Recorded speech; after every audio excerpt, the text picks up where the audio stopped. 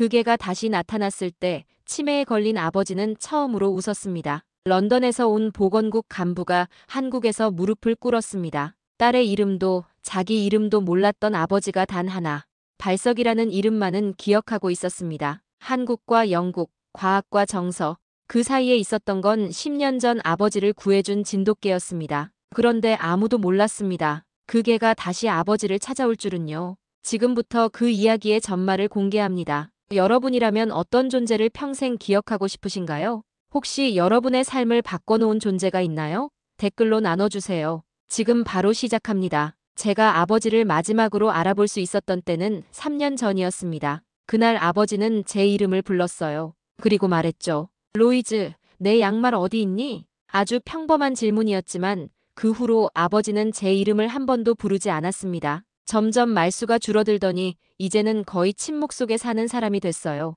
치매라는 병은 사람을 조금씩 지워가는 것 같아요. 기억부터 시작해서 감정까지요. 아버지 패트릭은 79세, 저는 52세. 국민건강서비스에서 지역 건강관리 디렉터로 일하는 동안 가장 어려운 환자는 바로 우리 집에 있었습니다. 전문가라는 제가 아버지의 치매는 어찌하지 못했죠. 매일 아침 일어나면 첫 번째로 하는 일은 아버지 방문을 열어보는 것입니다. 오늘도 어김없이 창가에 앉아 바깥을 바라보고 계시네요. 비가 내리는 런던의 풍경이 창문에 비치는데 아버지의 얼굴도 그 유리창에 겹쳐 보입니다. 아버지, 좋은 아침이에요. 오늘은 기분이 어떠세요? 대답은 없습니다. 그저 창밖만 바라보시죠. 치매 진단을 받은 후 아버지는 점점 자신만의 세계로 들어갔어요. 가끔은 제가 보이지 않는 것 같기도 합니다. 식탁에 아침 식사를 차리며 한숨이 나옵니다. 병원에서는 수많은 환자를 대하지만 가족의 질병은 다르더군요. 특히 아버지의 경우는요. 아버지를 돌보는 간병인 마사가 오면 저는 출근 준비를 합니다. 매일 반복되는 일상이죠.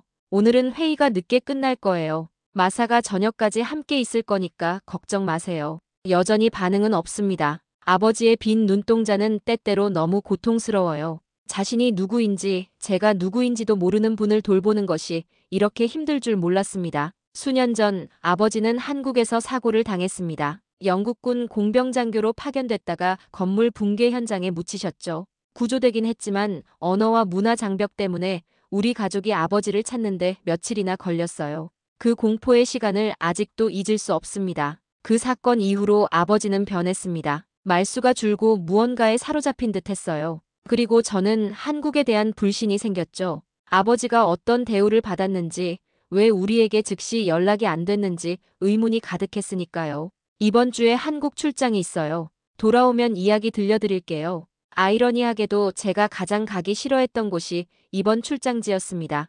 건강보조동물의 효과성을 확인하는 국제행사에 참석해야 했어요. 특히 한국의 진돗개 보조치유 프로그램에 대해 조사할 예정이었죠. 과학적인 근거가 부족한 감성치료 같은 건 믿지 않았지만 직책상 어쩔 수 없었어요. 출근길, 동료 에밀리에게 전화가 왔습니다. 한국계 영국인인 에밀리는 이번 출장에 함께 가기로 했죠. 로이즈, 준비 다 됐어? 내일 아침 일찍 출발이니까 오늘 서류 정리는 다 해놔. 응, 거의 다 끝났어. 근데 솔직히 이번 출장이 꺼려져. 전화기 너머로 에밀리의 한숨소리가 들렸습니다. 또 한국 얘기니? 로이즈, 그건 10년도 더 된 일이잖아. 맞는 말이지만 제 마음속에선 어제 일처럼 생생했어요. 아버지를 잃을 뻔했던 그 공포가요. 당일 저녁 짐을 싸면서도 마음이 무거웠습니다. 아버지를 남겨두고 가는 것이 늘 그랬듯 죄책감으로 다가왔어요. 하지만 동시에 솔직하게 말하자면 잠시라도 이 돌봄의 의무에서 벗어나고 싶은 마음도 있었죠. 한국, 그곳에서 무슨 일이 벌어질지 전혀 예상하지 못했습니다. 특히 하얀 진돗개 한 마리가 제 인생을 완전히 바꿔놓을 거라고는요. 진돗개 보조치유 전시 행사장은 예상보다 훨씬 크고 체계적이었습니다. 다양한 견종들이 있었지만 그 중에서도 하얀 진돗개 한 마리가 제 시선을 사로잡았어요. 발석이라고 불리는 그 개는 다른 개들과 달리 조용하고 위엄이 있었죠. 저 개는 특별해요. 군용 구조견 출신이라 사람의 감정을 읽는데 탁월하죠. 안내원의 설명이 귓가에 맴돌았습니다. 하지만 저는 고개만 끄덕였어요. 과학적 검증 없는 말들에 익숙해져 있었으니까요. 그날 밤 호텔 침대에 누워 아버지가 걱정됐습니다. 마사에게서 온 메시지를 읽었어요. 오늘도 평소와 같아요. 걱정 마세요. 평소와 같다는 건 여전히 침묵 속에 계시다는 뜻이었습니다. 저는 눈을 감았어요. 내일 또 다른 하루가 시작될 테니까요. 챕터 2 예상치 못한 만남. 다음 날 아침 행사장에는 어제보다 더 많은 사람들이 모여 있었습니다. 한국 측 주최자들이 다양한 프로그램을 준비했더군요. 저는 에밀리와 함께 각 부스를 돌아다니며 자료를 수집했어요. 여기 데이터를 보세요. 치매 환자들의 반응성이 30% 이상 향상됐다고 하네요. 에밀리가 건넨 자료를 받아들었지만 솔직히 반신반의했습니다. 수치는 있지만 임상 검증 과정이 영국의 기준에 미치지 못한다고 생각했거든요. 흥미롭네. 하지만 우리 국민 건강 서비스 기준으로 보면 표본수가 너무 적어 장기 추적 관찰도 부족하고. 에밀리가 짜증스러운 표정을 지었습니다. 항상 그렇게 회의적이야? 적어도 직접 보고 판단하는 게 어때? 에밀리의 말은 맞았지만 저는 인정하기 싫었어요. 그때 제 휴대폰이 울렸습니다. 런던에서 온 전화였어요. 로이즈 씨, 패트릭 선생님이 오늘 아침부터 불안해하세요. 계속 창문을 보며 무언가를 찾는 것 같아요. 마사의 목소리에 걱정이 묻어났습니다. 아버지가 종종 보이는 증상이었지만 마음이 불편했어요.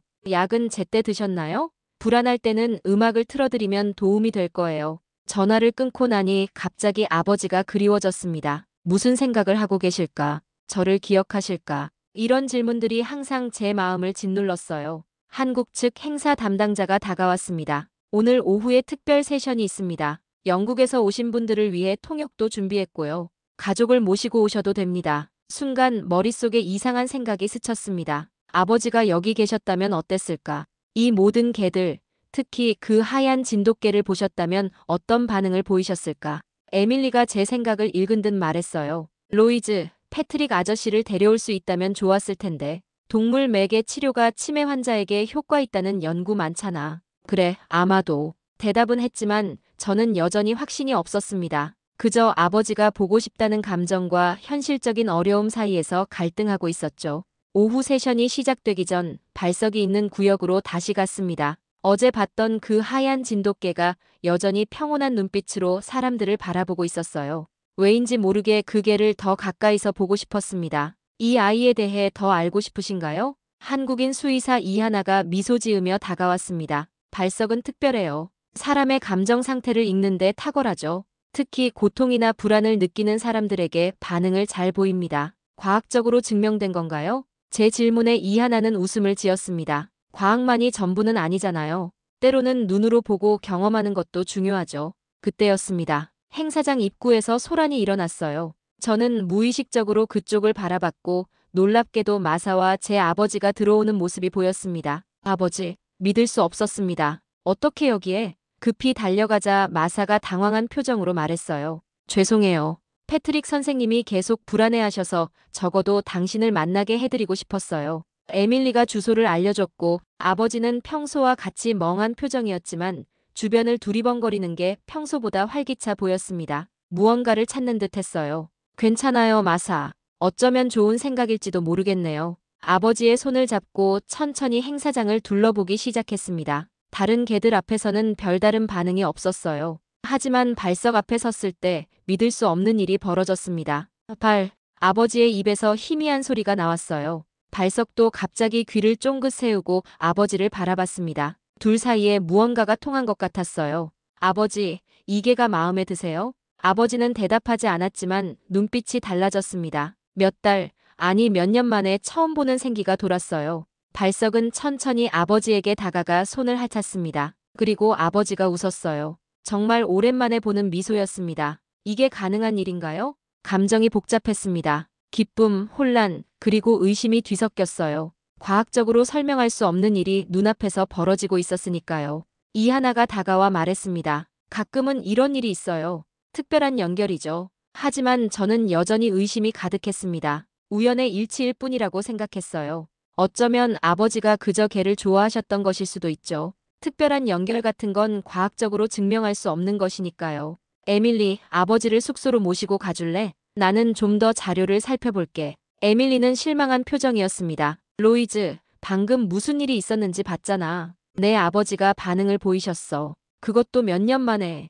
그건 그저 우연이야. 과학적으로 접근해야 해. 감정에 휘둘리면 안 돼. 하지만 저도 제 말이 설득력 없게 들렸습니다. 눈앞에서 본 광경은 분명 특별했으니까요. 그래도 인정하고 싶지 않았어요. 한국의 방식, 과학적으로 증명되지 않은 접근법을 받아들이기 싫었습니다. 그날 밤 호텔방에서 저는 생각에 잠겼습니다. 아버지의 웃음, 발석의 반응, 그리고 제 마음속 깊은 곳에서 일어나는 변화. 이것이 단순한 우연일까요? 아니면 제가 보지 못했던 무언가가 있는 걸까요? 창밖으로 서울의 밤이 깊어가고 있었습니다. 그리고 저는 알 수 없는 불안감에 휩싸였어요. 마치 무언가 중요한 것을 놓치고 있다는 느낌이었습니다. 아침에 눈을 뜨자마자 불길한 예감이 들었습니다. 창밖으로 보이는 하늘은 먹구름으로 가득했고 비가 내리기 시작했어요. 에밀리에게 전화를 걸었습니다. 아버지는 어떠셔? 잘 주무셨어? 그럼 아주 평온해 보이셨어. 마사가 함께 계시니까 걱정하지 마. 전화를 끊고 준비를 마친 후 행사장으로 향했습니다. 어제 아버지와 발석 사이에 있었던 일을 어떻게 받아들여야 할지 아직도 혼란스러웠어요. 과학자로서 저는 논리적인 설명을 원했지만 딸로서는 그저 아버지의 웃음을 다시 보고 싶었죠. 행사장에 도착하자 한국 측 담당자가 다가왔습니다. 오늘은 실제 치료 세션을 공개할 예정입니다. 혹시 패트릭 선생님도 함께 오실 건가요? 네, 조금 있다가 올 거예요. 대답은 했지만 여전히 마음은 불편했습니다. 한국의 방식이 효과가 있을까? 아니면 그저 일시적인 감정적 반응에 불과할까? 1시간 후 에밀리와 마사가 아버지를 모시고 도착했습니다. 어제보다 더 정신이 또렷해 보이셨어요. 행사장 입구에서부터 주변을 살피는 모습이 마치 무언가를 찾고 있는 것 같았습니다. 발석이 있는 곳으로 가볼까요? 마사의 제안에 저도 모르게 고개를 끄덕였습니다. 아버지도 알아들으신 듯 발걸음을 재촉하셨어요. 발석이 있는 구역에 도착했지만 오늘은 다른 진행자가 있었습니다. 발석은 다른 구역으로 옮겨졌다고 했어요. 아버지의 표정이 순간 어두워졌습니다. 잠시만요, 확인해 볼게요. 이하나 수의사를 찾아 물었더니 발석은 특별치료 세션을 위해 야외 공간으로 이동했다고 했습니다. 30분 후에 시작될 예정이에요. 그때 만나실 수 있을 거예요. 아버지에게 설명해 드렸지만 이해하셨는지 확신할 수 없었어요. 그래도 잠시 다른 프로그램을 구경하기로 했습니다. 에밀리가 카페테리아로 음료를 사러 간 사이 저와 마사는 아버지와 함께 영상 상영관을 둘러보고 있었어요. 단 몇 분이었습니다. 제가 안내 책자를 보고 있는 사이 아버지가 사라졌어요. 마사, 아버지 어디 계세요? 방금까지 여기 계셨는데 순간 가슴이 철렁 내려앉았습니다. 치매 환자가 낯선 곳에서 혼자 돌아다니는 것이 얼마나 위험한지 누구보다 잘 알았어요. 아버지, 패트릭 키나르, 소리치며 주변을 뒤지기 시작했습니다. 마사도 다른 방향으로 찾아보기 시작했어요. 에밀리에게 전화했더니 곧장 달려왔습니다. 행사장 안내소에 알려야 해. 안내소에서는 즉시 실종자 방송을 해주었어요. 모든 출구에 직원들이 배치되었고 CCTV 확인도 시작되었습니다. 하지만 행사장이 워낙 넓고 사람이 많아 찾기가 쉽지 않았어요. 1시간이 지나고 2시간이 지났습니다. 여전히 아버지를 찾지 못했어요. 비는 더 거세게 내리고 있었고 행사장 주변 산책로와 숲까지 수색이 확대되었습니다. 로이즈, 괜찮아. 꼭 찾을 거야. 에밀리가 제 어깨를 감싸 안았지만 위로가 되지 않았어요. 머릿속에는 온갖 최악의 상황들이 그려졌습니다. 치매 환자가 혼자 있다면, 특히 낯선 나라에서 내 잘못이야. 내가 더 잘 지켜봤어야 했는데 자책감이 밀려왔습니다. 행사장 본부에 모인 수색팀과 경찰들의 대화가 귓가에 들렸어요. 이 날씨에 산 쪽으로 가셨다면 위험할 수 있습니다. 진흙이 많이 흘러내렸거든요. 그때였습니다. 큰 소동이 일어났어요. 발석이 갑자기 리드줄을 끊고 밖으로 뛰쳐나갔다는 소식이 들려왔습니다. 뭐라고요? 발석이요? 이하나가 놀란 표정으로 달려왔습니다. 발석이 갑자기 흥분해서 리드줄을 끊고 달려나갔어요. 직원들이 따라갔는데 저는 직감적으로 알았습니다. 발석이 아버지를 찾으러 간 거라고요. 저도 가야 해요. 비를 맞으며 급히 뛰어나갔습니다. 다른 스태프들과 함께 발석이 달려간 방향을 따라갔어요. 산책로를 지나 점점 경사가 가파른 산길로 접어들었습니다. 로이즈, 조심해. 미끄러워. 에밀리의 경고가 들렸지만 저는 멈출 수 없었어요. 심장이 터질 듯이 뛰었고 다리는 진흙에 빠져 무거웠지만 계속 앞으로 나아갔습니다. 그때였어요. 앞서가던 구조대원의 외침이 들렸습니다. 여기 있어요. 찾았어요. 언덕 아래 움푹 파인 곳에 하얀 무언가가 보였습니다. 발석이었어요. 그리고 그 옆에는 아버지, 미끄러지며 언덕을 내려갔습니다. 아버지는 진흙 속에 반쯤 누워 계셨고 발석이 그 위에 엎드려 있었어요. 발석은 아버지의 체온을 유지시키려는 듯 꼼짝도 하지 않고 있었습니다. 의료팀이 곧바로 도착했어요. 아버지의 상태를 확인하는 동안 저는 숨조차 쉴 수 없었습니다. 의식이 있습니다. 체온이 많이 떨어졌지만 생명에는 지장 없을 것 같습니다. 안도의 한숨이 나왔습니다. 아버지를 들것에 실을 때도 발석은 계속 옆을 지키고 있었어요. 그제서야 저는 발석을 진정으로 바라보게 되었습니다. 단순한 개가 아니라 아버지를 구한 존재로요. 고마워, 발석아. 떨리는 손으로 발석의 머리를 쓰다듬었습니다. 진흙으로 뒤덮인 하얀 털, 그리고 차분하지만 단호한 눈빛이 저를 바라보고 있었어요. 구급차에 아버지를 싣는 동안 저는 발석의 옆에 무릎을 꿇고 앉았습니다. 비가 내리는 가운데 우리 둘은 서로를 바라보았어요. 그때 깨달았습니다. 발석은 단순히 훈련된 개가 아니라 무언가 더 깊은 연결을 가진 존재라는 것을요. 병원으로 향하는 구급차 안에서 아버지의 손을 잡았습니다. 차가운 손이었지만 제 손을 꼭 쥐어주셨어요. 의식은 희미했지만 아버지의 입술이 움직이는 것을 봤습니다. 발석, 눈물이 왈칵 쏟아졌습니다. 아버지는 발석을 기억하고 있었어요. 그리고 발석도 아버지를 기억하고 있었던 겁니다. 저는 그제서야 제가 얼마나 완고했는지 깨달았어요. 과학과 논리만 믿고 눈앞에 있는 진실을 무시했다는 것을요. 발석이 없었다면 오늘 아버지를 잃을 뻔했습니다. 병원 복도에서 기다리는 동안 이하나가 찾아왔습니다. 발석이 괜찮아요? 묻지 않을 수 없었어요. 그제서야 그 개가 진심으로 걱정되었으니까요. 네, 조금 지쳤지만 괜찮아요. 훈련된 구조견이라 이런 상황에 익숙해요. 이하나의 말에 고개를 끄덕였습니다. 하지만 저는 알고 있었어요. 발석의 행동은 단순한 훈련 이상의 것이었다는 걸요. 병원 대기실에서 밤을 지새웠습니다. 아버지는 저체온증과 경미한 외상으로 치료를 받고 계셨어요. 다행히 생명에는 지장이 없었지만 의사는 치매 환자의 경우 심리적 충격이 증상을 악화시킬 수 있다고 했습니다. 키나르 씨, 검사 결과는 양호합니다. 하지만 아버님이 깨어나시면 혼란스러워하실 수 있어요. 의사의 말에 고개를 끄덕였습니다. 창밖으로 새벽빛이 스며들기 시작했어요. 에밀리는 의자에서 꾸벅꾸벅 졸고 있었습니다. 에밀리, 숙소로 가서 쉬어. 내가 여기 있을게. 괜찮아. 나도 함께 있을래. 친구의 따뜻한 말에 마음이 녹았습니다. 그동안 제가 얼마나 차갑게 행동했는지 깨달았어요. 과학과 논리만 중시하며 감정을 무시했던 저였죠. 에밀리, 미안해. 내가 계속 말했던 것들.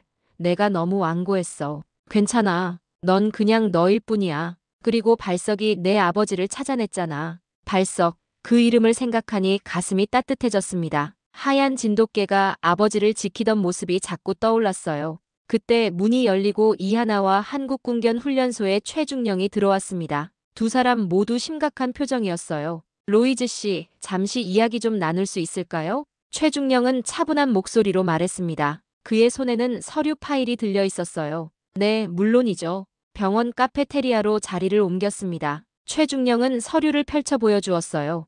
어제 발석의 행동이 평소와 달라 의아했습니다. 그래서 기록을 다시 확인해봤죠. 이하나가 말을 이었습니다. 발석은 원래 군용 구조견이었어요. 퇴역 후 보호소에 있다가 이번 행사에 참여하게 됐죠. 하지만 그녀의 목소리가 떨렸습니다. 하지만 발석의 과거 기록을 자세히 살펴보니 10년 전 한국에서 있었던 건물 붕괴 사고 당시 구조 작업에 투입됐던 개였습니다. 순간 숨이 멎는 것 같았어요. 10년 전 건물 붕괴, 아버지의 사고, 무슨 말씀이신지 최중령이 사진 한 장을 내밀었습니다. 그곳에는 젊은 발석이 사고 현장에서 구조된 외국인을 바라보고 있는 모습이 담겨 있었어요. 그 외국인은 아버지, 손이 떨렸습니다. 사진 뒷면에는 날짜와 간단한 메모가 적혀 있었어요.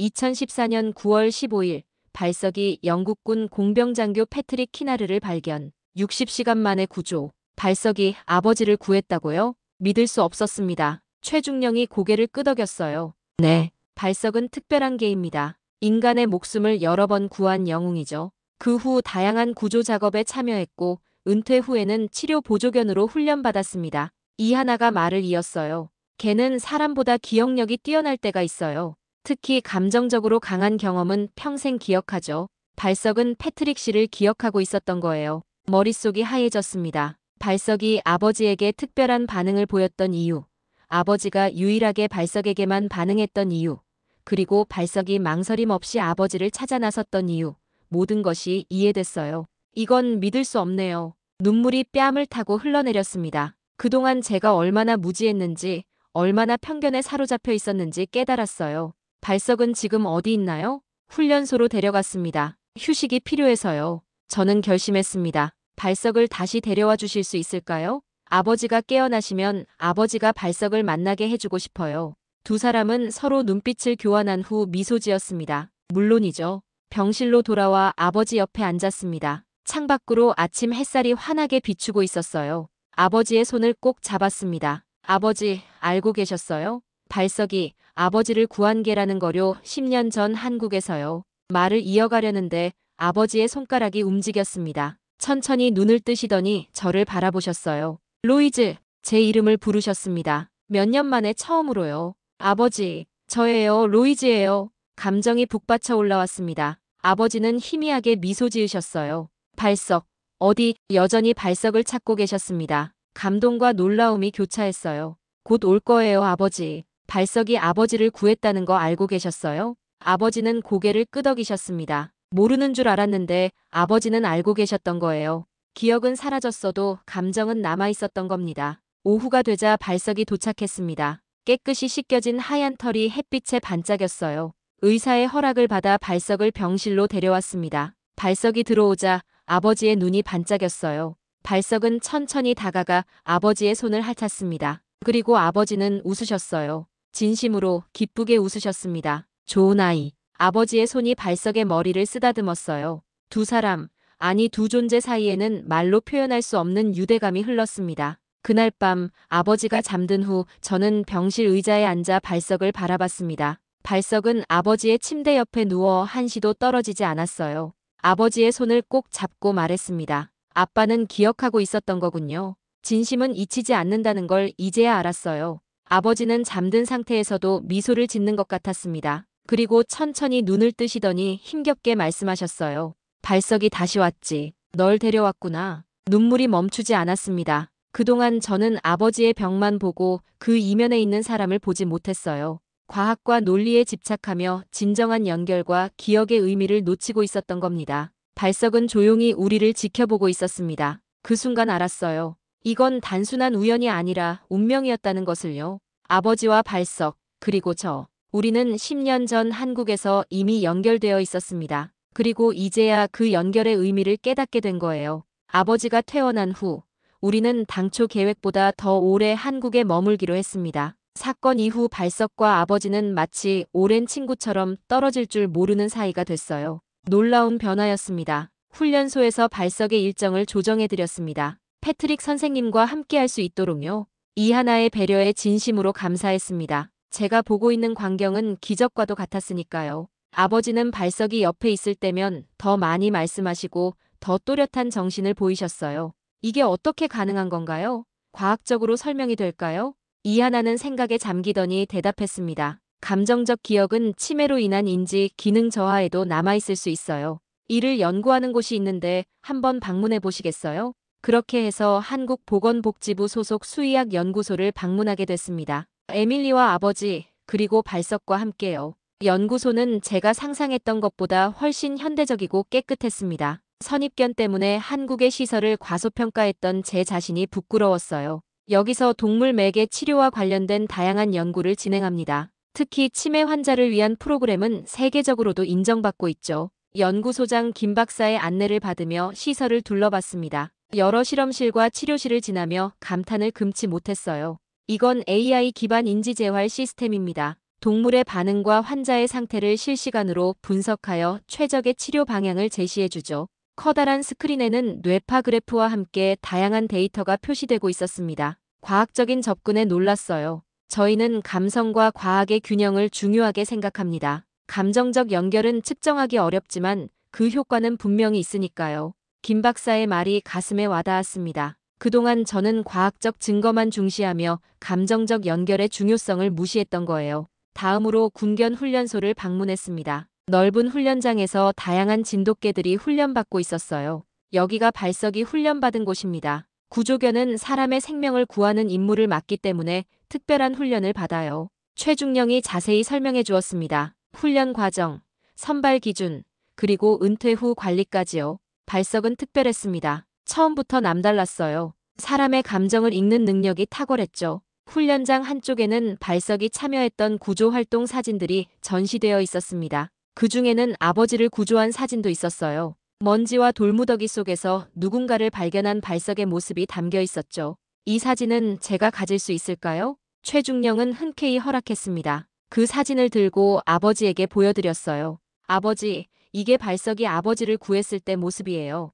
아버지는 사진을 오래도록 바라보셨습니다. 그리고 발석을 쓰다듬으며 말씀하셨어요. 고마워. 단 한마디였지만 그 속에 담긴 감정은 깊었습니다. 오후에는 치매 환자를 위한 특별 프로그램 센터로 이동했습니다. 이곳에서는 반려동물 중심 회상 치료라는 특별한 프로그램을 운영하고 있었어요. 이 프로그램은 사람보다 개가 먼저 기억을 되살릴 수도 있다는 가설에서 출발했습니다. 인지 기능이 저하되어도 감정적 기억은 남아있기 때문이죠. 담당자의 설명을 들으며 센터 내부를 둘러봤습니다. 여러 치매 환자들이 개들과 함께 시간을 보내고 있었어요. 놀라운 것은 그들의 표정이었습니다. 마치 병이 잠시 물러난 것처럼 생기가 돌았어요. 저희 센터의 임상 결과를 보여드리겠습니다. 우리는 회의실로 안내되었고 그곳에서 다양한 임상 데이터를 접했습니다. 동물 매개 치료를 받은 환자들의 인지 기능 변화, 약물 사용량 감소, 삶의 질 향상 등 구체적인 수치로 나타난 결과들이었어요.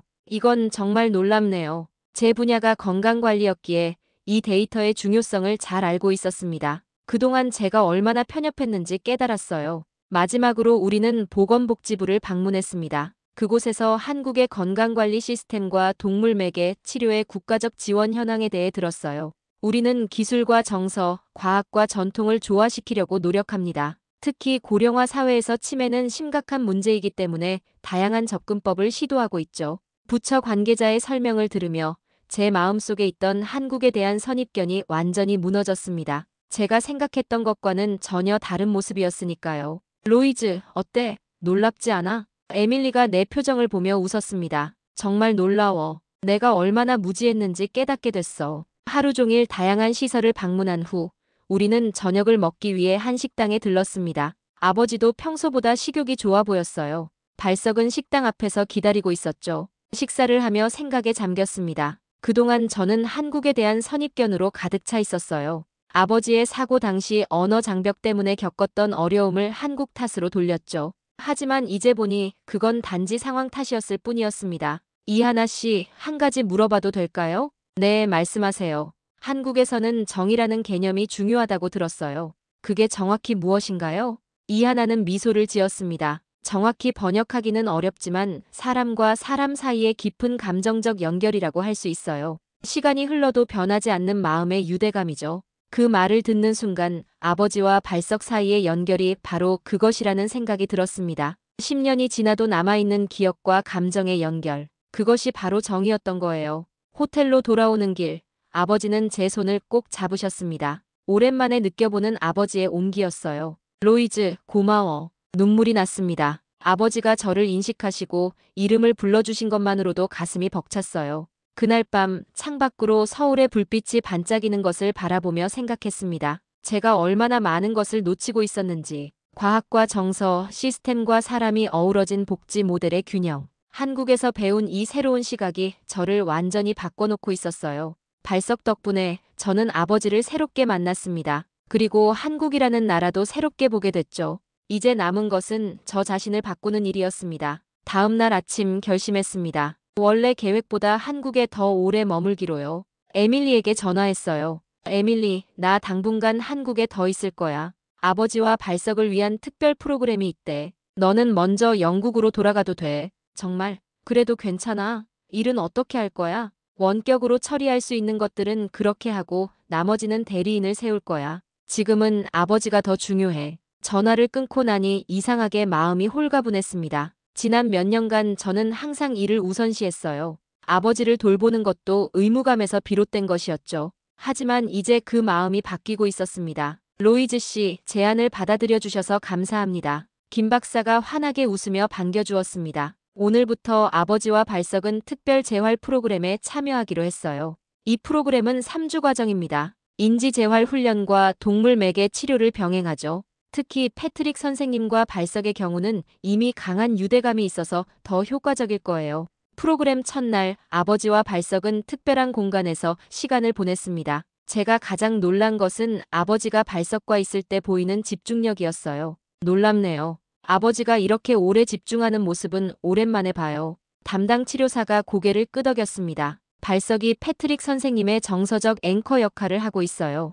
안정감을 주는 존재죠. 다음 날은 야외 활동이 있었습니다. 서울 근교의 조용한 공원에서 진행됐어요. 아버지는 발석과 함께 천천히 산책했고 저는 옆에서 지켜봤습니다. 패트릭 선생님의 걸음걸이가 평소보다 안정적이네요. 치료사의 말대로 아버지는 평소보다 훨씬 자신감 있게 걸으셨어요. 가끔 발석을 향해 미소 짓기도 하셨고요. 일주일이 지났을 무렵 아버지에게서 놀라운 변화가 나타나기 시작했습니다. 간단한 지시를 이해하고 따르는 빈도가 높아졌고 식사 시간에도 더 독립적으로 변하셨어요. 이건 정말 기적 같아요. 감탄을 금치 못했습니다. 물론 치매가 완치된 것은 아니었지만 삶의 질이 눈에 띄게 향상된 것은 분명했어요. 기적이 아니라 과학입니다. 김 박사가 웃으며 말했어요. 뇌는 놀라운 기관이에요. 특히 정서적 연결은 인지 기능을 자극하는 강력한 도구가 될 수 있죠. 발석은 패트릭 선생님의 깊은 감정적 기억을 건드린 겁니다.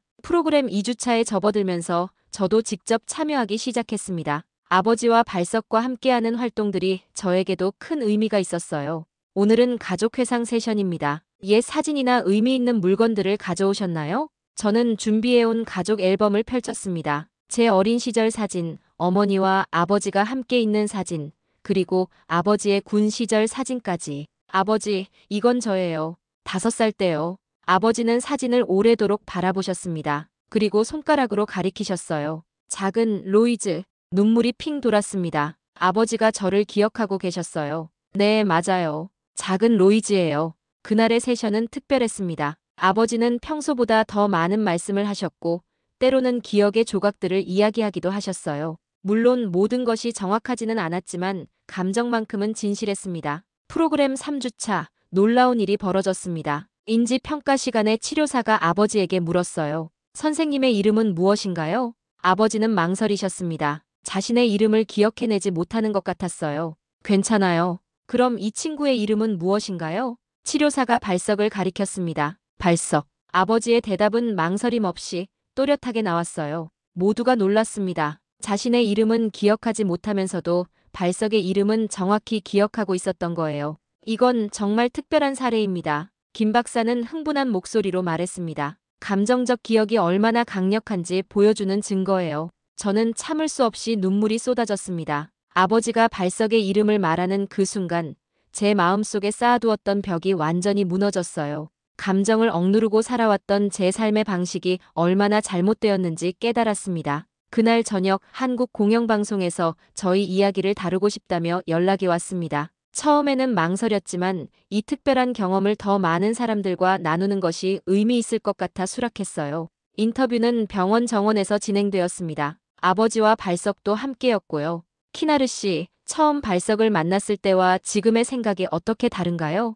기자의 질문에 깊은 숨을 들이마셨습니다. 처음엔 개 한 마리가 우리를 이토록 바꿀 수 있으리라 믿지 않았습니다. 정직하게 말하자면 저는 한국에 대한 선입견도 있었어요. 아버지가 여기서 사고를 당했을 때 느꼈던 무력감과 분노가 오랫동안 남아있었거든요. 잠시 말을 멈추고 아버지와 발석을 바라봤습니다. 두 존재는 평화롭게 나란히 앉아 있었어요. 하지만 지금은 말할 수 있습니다. 이 개가 우리 가족을 기억하게 해줬고 다시 이어줬어요. 발석은 단순한 개가 아닙니다. 그는 우리 가족의 일원이자 기적을 만들어낸 존재예요. 인터뷰가 끝난 후 김 박사가 다가왔습니다. 로이즈 씨, 특별한 제안이 있습니다. 영국으로 돌아가신 후에도 이 프로그램을 계속하고 싶으시다면 저희가 도울 수 있어요. 놀라움과 기쁨이 교차했습니다. 그게 가능한가요? 발석은요? 발석도 함께요. 국제 교류 프로그램의 일환으로 진행할 수 있습니다. 그 순간 느껴지는 희망과 기대감은 말로 표현할 수 없었습니다. 아버지의 얼굴에도 미소가 번졌어요. 저녁 식사 후 병원 정원을 산책하며 아버지와 발석을 지켜봤습니다. 별이 빛나는 서울의 밤하늘 아래 그들은 마치 오래된 친구처럼 조용히 걸었어요. 모든 것이 달라졌습니다. 제 인생, 아버지의 삶, 그리고 한국에 대한 생각까지. 이 모든 변화를 가져온 것은 하얀 진돗개 한 마리, 발석이었어요. 아버지, 행복하세요? 불현듯 물어봤습니다. 아버지는 잠시 저를 바라보더니 천천히 고개를 끄덕이셨어요. 그리고 희미하게 미소 지으셨습니다. 그 미소 속에서 저는 오랫동안 잊고 있던 아버지의 모습을 다시 발견했어요. 발석은 마치 모든 것을 이해한다는 듯 우리 사이에 앉았습니다. 그의 차분한 눈빛이 말해주고 있었어요. 기억은 잊혀질 수 있어도 마음의 연결은 영원하다는 것을요. 런던 히스로 공항에 도착했을 때 익숙한 흐린 하늘이 우리를 맞이했습니다. 한국에서 보낸 한 달이 꿈만 같았어요. 아버지와 발석, 그리고 제가 함께 탄 비행기는 특별 허가를 받은 것이었죠. 발석은 이제 공식적으로 아버지의 치료 보조견이 되었으니까요. 집에 오신 걸 환영합니다. 패트릭 선생님. 공항에서 우리를 맞이한 마사는 놀란 표정이었습니다. 아버지가 환하게 웃으며 그녀를 알아보셨거든요. 마사, 한국에서의 프로그램이 끝난 후에도 아버지의 상태는 안정적이었습니다. 물론 완치된 것은 아니었지만 삶의 질은 확실히 달라졌어요. 그리고 이 모든 변화의 중심에는 발석이 있었죠. 집으로 돌아오는 길, 창밖으로 런던의 풍경이 스쳐 지나갔습니다. 익숙한 거리들, 건물들, 하지만 제 시선으로 보는 세상은 이전과 같지 않았어요. 무언가가 근본적으로 바뀌었습니다. 바로 제 자신이요. 다음 날 아침 사무실로 향했습니다. 한 달간의 부재 후 산더미처럼 쌓인 업무가 기다리고 있었지만 그것보다 더 중요한 일이 있었어요. 로이즈, 돌아왔구나. 한국에서는 어땠어? 동료들이 반갑게 맞이해 주었습니다. 짧게 인사를 나눈 후 저는 곧장 상임이사실로 향했어요.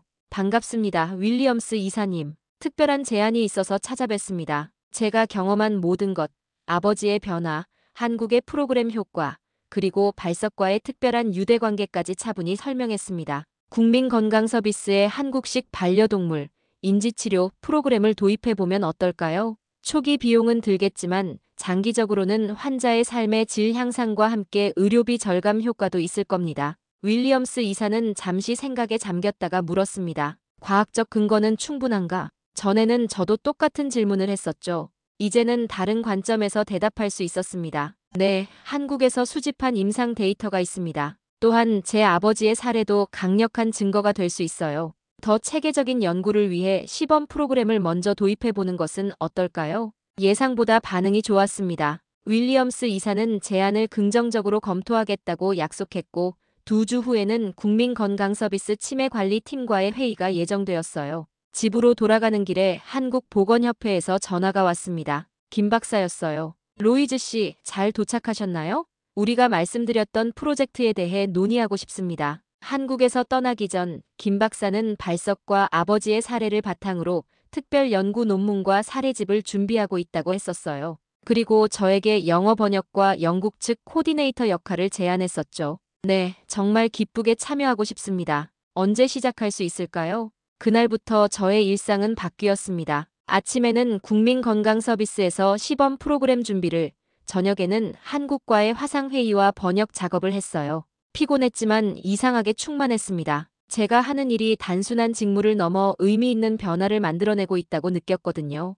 아버지도 새로운 일상에 적응해가고 있었습니다. 발석과 함께하는 산책은 날씨가 허락하는 한매일 이어졌고 정기적으로 인지 훈련도 받았어요. 가끔은 혼란스러워하실 때도 있었지만 발석이 옆에 있으면 금세 안정을 찾으셨습니다. 아버지, 오늘은 기분이 어떠세요? 매일 아침 같은 질문을 던졌습니다. 예전에는 대답이 없었지만 이제는 달랐어요. 좋아, 발석이랑. 짧은 대답이지만 그 속에 담긴 의미는 컸습니다. 아버지는 여전히 발석의 이름을 가장 또렷이 기억하셨고 그와 함께할 때 가장 행복해 보이셨어요. 한 달이 지난 어느 날 한국에서 특별한 소포가 도착했습니다. 이하나가 보낸 것이었어요. 열어보니 한국어로 쓰인 책 한 권과 편지가 들어있었습니다. 로이즈에게 이것은 우리가 함께 작업 중인 사례집의 초판입니다. 아직 번역이 필요하지만 먼저 보내드리고 싶었어요. 특히 3장의 패트릭 선생님과 발석의 이야기가 자세히 담겨 있습니다. 그리고 발석이 보고 싶어 할 것 같아 사진도 몇 장 넣었어요.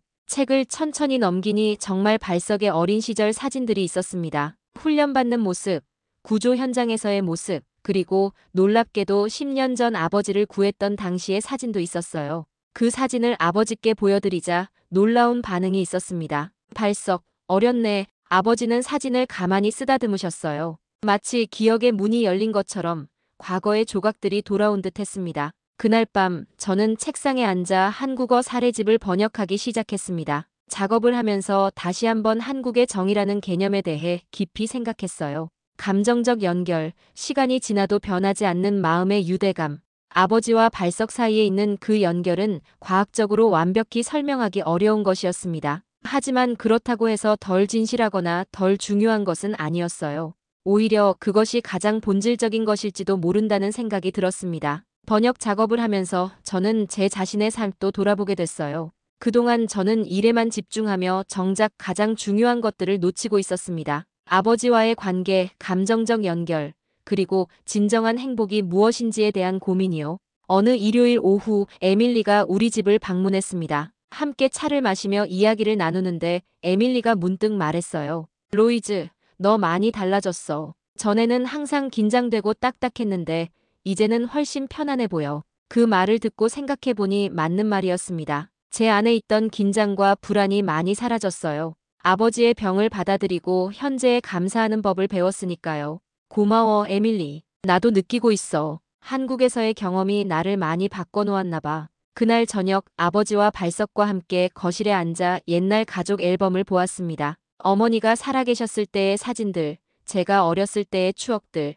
아버지는 가끔 사진을 보며 미소 지으셨어요. 로이즈, 예쁘다. 아버지의 그 한마디에 가슴이 벅차올랐습니다. 이전에 제였다면 감정을 억누르고 논리적으로 대응했겠지만 이제는 달랐어요. 아버지를 꼭 안아드리며 솔직하게 감정을 표현했습니다. 아버지, 사랑해요. 항상 곁에 있을게요. 그날 밤 일기를 쓰며 저는 깨달았습니다. 한국에서 배운 것은 단순히 치료 방법이나 의학적 접근법이 아니었어요. 그것은 삶의 방식, 관계의 중요성, 그리고 기억이 어디에 담겨 있는지에 대한 깊은 이해였습니다. 기억은 단순히 뇌의 기능이 아니라 마음과 감정 속에 깊이 새겨지는 것이었어요. 과학만으로는 설명할 수 없는 영역이 있다는 걸 인정하게 됐습니다. 그리고 이제 저는 새로운 삶을 시작하고 있었어요. 일과 효율만 중시하던 삶이 아니라 관계와 감정, 그리고 현재의 순간을 소중히 여기는 삶을요. 6개월이 흘렀습니다. 봄날의 햇살이 우리 집 정원을 따뜻하게 비추고 있었어요. 아버지와 발석은 나란히 앉아 햇빛을 즐기고 있었고 저는 커피를 마시며 그들을 바라보고 있었습니다. 로이즈, 발석이 한국에 갈 준비는 다 됐어? 마사가 물었습니다. 오늘은 특별한 날이었어요. 발석이 한국과 영국을 오가는 교류견으로서 첫 공식 일정을 시작하는 날이었거든요. 네, 다 준비됐어요. 여권도 새로 발급받았고 필요한 서류도 모두 갖췄습니다. 발석의 여권이라니 생각만 해도 웃음이 났습니다. 하지만 이것은 한국과 영국 양국의 특별 협약으로 가능해진 일이었어요. 발석이 두 나라를 오가며 치매 환자 치료 프로그램에 참여하는 교류견으로 공식 지정된 것이죠. 패트릭 선생님은 어떠세요? 발석이 잠시 떠나는 것에 대해 이해하셨나요? 마사의 질문에 고개를 끄덕였습니다. 네, 여러 번 설명해드렸어요. 물론 완전히 이해하셨는지는 확신할 수 없지만 발석이 곧 돌아온다는 말씀에 고개를 끄덕이셨어요. 국민건강서비스의 시범 프로그램도 순조롭게 진행 중이었습니다. 첫 3개월간의 데이터가 모아졌고 초기 결과는 매우 긍정적이었어요. 특히 중증 치매 환자들의 감정 안정과 의사소통 개선 부분에서 두드러진 효과가 나타났죠. 김 박사와 함께 작업한 번역 사례집은 이미 출판되어 영국과 한국의 의료계에서 큰 관심을 받고 있었습니다.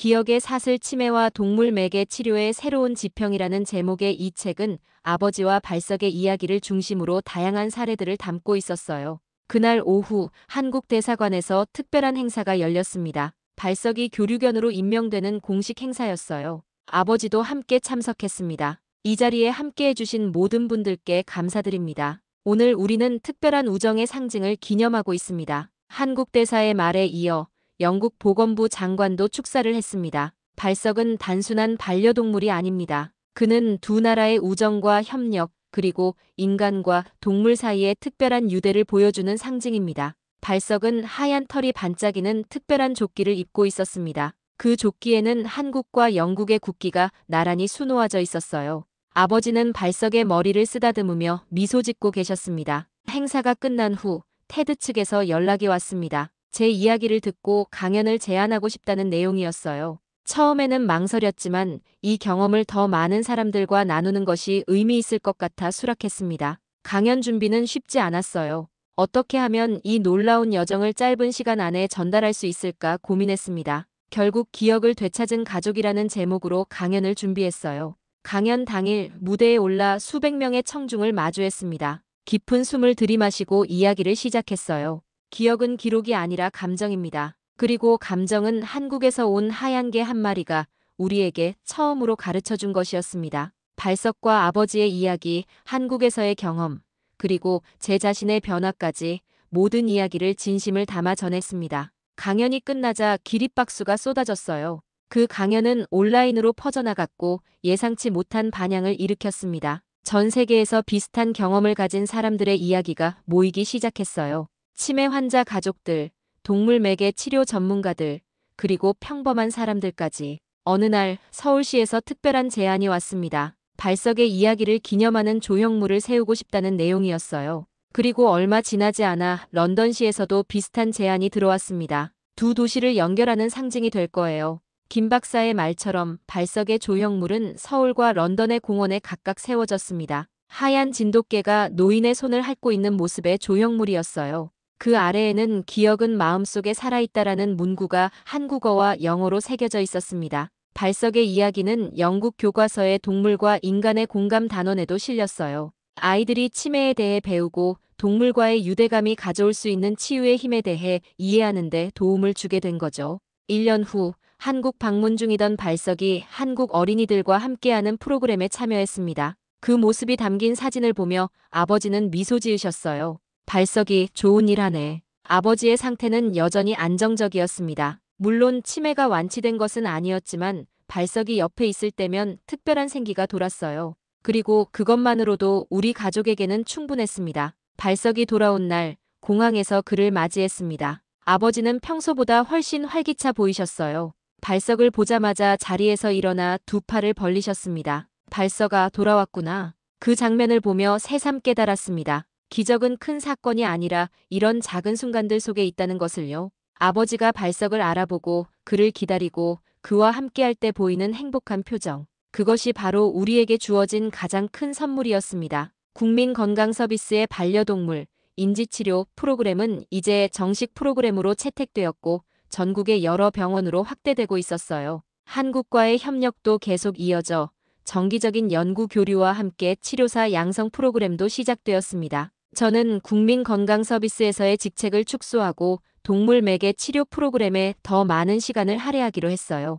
아버지와 더 많은 시간을 보내기 위해서였죠. 이제 제 삶의 우선순위는 달라졌으니까요. 어느 평화로운 오후, 우리 세 식구는 뒷마당에 앉아 햇살을 즐기고 있었습니다. 아버지, 발석, 그리고 저. 발석은 아버지의 무릎에 머리를 얹고 있었고 아버지는 천천히 그의 털을 쓰다듬고 계셨어요. 로이즈, 아버지가 저를 부르셨습니다. 고개를 들어 아버지를 바라봤어요. 네, 아버지, 행복하다. 그 말을 듣는 순간 눈시울이 뜨거워졌습니다. 행복하다, 단순하지만 가장 중요한 말이었어요. 저도 행복해요, 아버지. 진심이었습니다. 그 어느 때보다 행복했어요. 일상의 작은 순간들이 얼마나 소중한지, 감정적 연결이 얼마나 중요한지, 그리고 기억은 단순히 뇌에 저장되는 것이 아니라 마음과 영혼에 새겨지는 것임을 깨달았으니까요. 발석은 우리를 번갈아 바라보며 꼬리를 흔들었습니다. 그의 눈빛은 여전히 차분하고 지혜로웠어요. 마치 모든 것을 이해하고 있다는 듯이.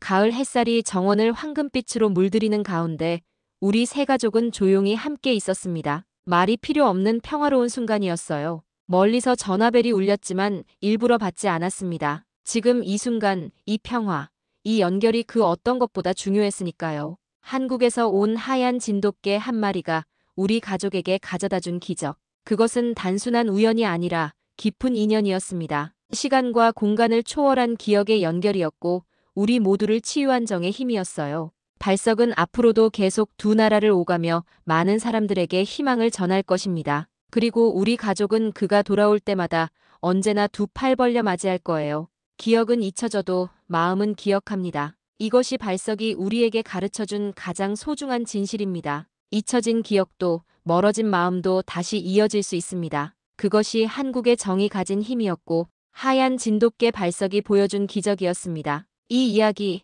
여러분은 어떻게 느끼셨나요? 혹시 여러분 인생에도 발석처럼 기억 속에 남아있는 존재가 있으신가요? 댓글로 함께 나눠주세요. 이 영상이 마음에 닿으셨다면 따뜻한 응원의 좋아요와 구독으로 저희 채널에 힘을 주세요. 감동 스케치북은 다음 이야기로 다시 찾아뵙겠습니다.